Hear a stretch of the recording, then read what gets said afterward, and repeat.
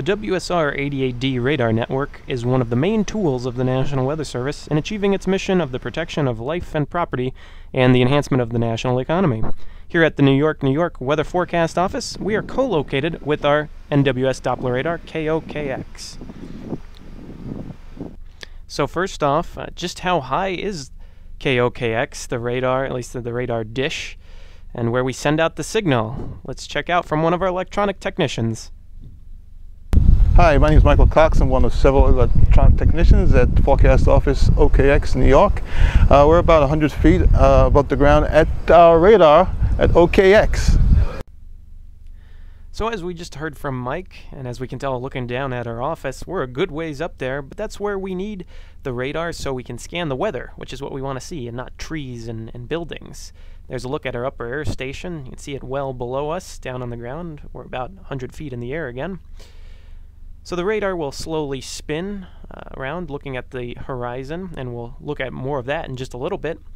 But it will do so and scan the different types of weather that we may see out there. For instance, a sea breeze and the cumulus clouds associated with it.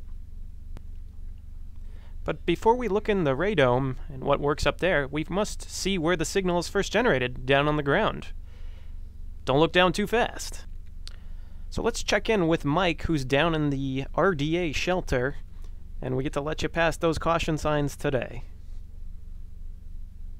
Here we have the high voltage section of our Doppler radar section, 10,000 volts, and a modulator which produces voltage to drive our tube. This device is also known as a claystron, and it's down here that basically is the heart of the radar, controlling the beat of the radar and the signal that gets sent out from up top where we were before to scan the weather. And what's the peak power of our radar, you ask? 750 kilowatts. So now we're up inside the radome, that white golf ball you see there in the sky. Our signal again got generated down on the ground, lots of power, and it's heading up to the radar. And the first place it heads into in the radar is what we call the pedestal. Pedestal consists of motors and wires and all sorts of parts that help to prepare the signal to head out to the radar dish, where it then gets sent out to see the weather.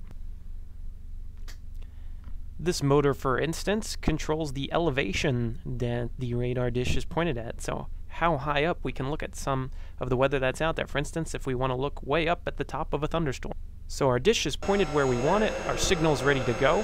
It travels down this one tube called a waveguide. It actually happens on the other side of the dish as well, thanks to dual polarization technology.